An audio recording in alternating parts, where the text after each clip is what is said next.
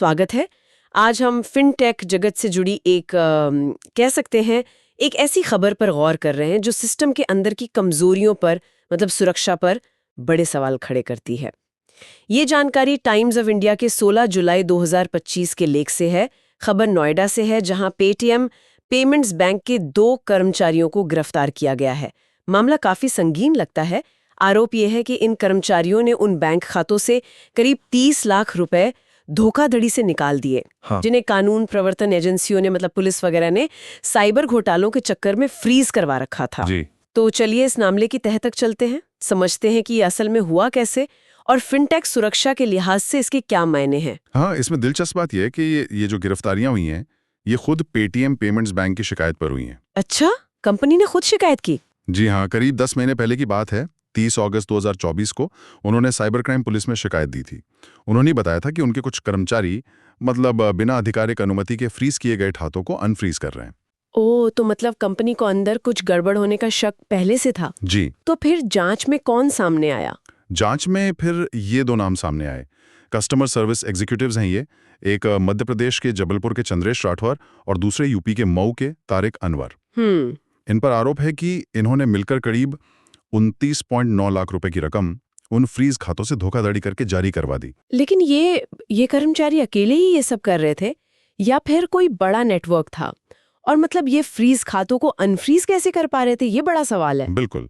तो पुलिस का कहना है कि ये दोनों एक बिचौलिए के इशारे पर काम कर रहे थे। एक बिचौलिया? हाँ, एक मिडलमैन। और ये बिचौलिया उन लोगों के संपर्क में था जिनके खाते फ्रीज थे। मतलब ये वो लोग हो सकते हैं जो खुद साइबर फ्रॉड के मामलों में जांच के दायरे में थे। अच्छा, तो खाता मालिक ही पैसे दे रहे थे इनको? जी बिल्कुल। खाता मालिक अपने खाते चालू करवाने और पैसे निकालने के लिए इन कर्मचारियों को या कहिए बिचौलिए के जरिए मोटी रकम देते थे। तो ये एक तरह का आप कह सकती हैं संगठित रैकेट लगता है। और यहाँ एक मतलब बहुत चौंकाने वाली बात सामने आई है। पुलिस कह रही है कि ये आरोपी पकड़े जाने से पहले कई सालों से ऐसा कर रहे थे। कई साल। हाँ, यही बात सबसे ज्यादा चिंताजनक है। कई साल। ये कोई 1-2 बार की गलतियां चूक का मामला नहीं लगता। बिल्कुल नहीं, ये तो सिस्टम के अंदर एक लगातार चलने वाली गड़बड़ी की तरफ इशारा करता है। वही तो, इस सिस्टम की निगरानी पर, उसके इंटरनल कंट्रोल्स पर मतलब अंदरूनी नियंत्रण पर गंभीर सवाल खड़े करता है।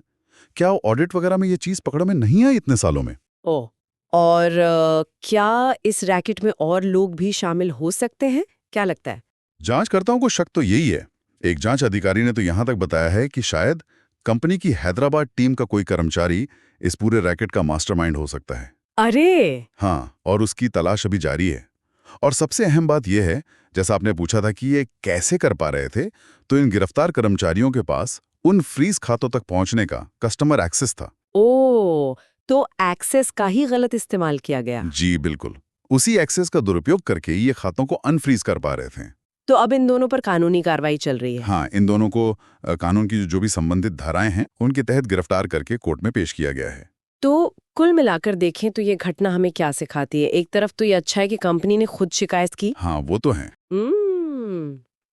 लेकिन दूसरी तरफ ये दिखाता है कि कैसे कंपनी के ही अंदर के लोग अपनी पहुंच का गलत इस्तेमाल करके उन्हीं लोगों की मदद कर सकते हैं जिनसे सिस्टम को बचाना था, मतलब साइबर अपराधियों की।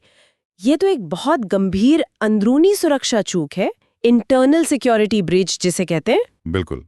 और अगर इसे हम बड़े परिप्रेक्ष्य में देखें तो ये फिनटेक कंपनियों, खासकर जो पेमेंट्स बैंक्स हैं, उनके सामने एक बड़ी चुनौती को दिखाता है। देखिए, उन पर दबाव होता है कि ग्राहक सेवा तेज हो, लाखों लेन देन रोज संभालने हैं। हाँ बिल्कुल। लेकिन इसके साथ ही मजबूत सुरक्षा प्रोटोकॉल कैसे बनाए रखें, खासकर उन खातों के लिए जिन पर शक है। ये जो ग्राहक सेवा के लिए एक्सेस दिया जाता है, कहीं वही सुरक्षा में सेंध लगाने का जरिया तो नहीं बन रहा। ये संतुलन साधना बहुत मुश्किल है। सही कहा, एक्सेस देना भी जरूरी है काम के लिए, लेकिन उसका गलत इस्तेमाल रोकना वो भी उतना ही जरूरी है। और खासकर तब जब पता चले कि ये सालों से चल रहा था। वही तो सवाल उठता है कि क्या एक्सेस लॉग्स की कोई रियल टाइम मॉनिटरिंग या बेहतर ऑटोमेटेड अलर्ट सिस्टम्स इसे पहले नहीं पकड़ सकते थे? फिनटेक में टेक्नोलॉजी की तो कमी नहीं है ना? पर क्या उसका इस्तेमाल अंदरूनी धोखाधड़ी पकड़ने के लिए सही से हो रहा है? ये सोचने वाली बात है। ये वाकई सोचने वाली बात है, क्योंकि फिनटेक का पूरा भरोसा इसी बात पर टिका है कि हमारा पैसा सुरक्षित है, न सिर्फ बाहरी हैकर्स से बल्कि अंदरूनी खतरों से भी। और यहीं से हमारे लिए आज का विचार बिंदु निकलता है, आप कह सकते हैं। जैसे जैसे ये फिनटेक और डिजिटल बैंकिंग बढ़ रहा है, ये कंपनियां विकास की रफ्तार और मजबूत आंतरिक सुरक्षा, इन दोनों के बीच सही तालमेल कैसे बिठा सकती हैं? क्या भविष्य में सुरक्षा को सिर्फ एक अलग डिपार्टमेंट का काम समझने के बजाय कंपनी के हर प्रोसेस का, हर कर्मचारी की भूमिका का एक अभिन्न हिस्सा बनाना होगा? इस पर सोचना जरूरी है।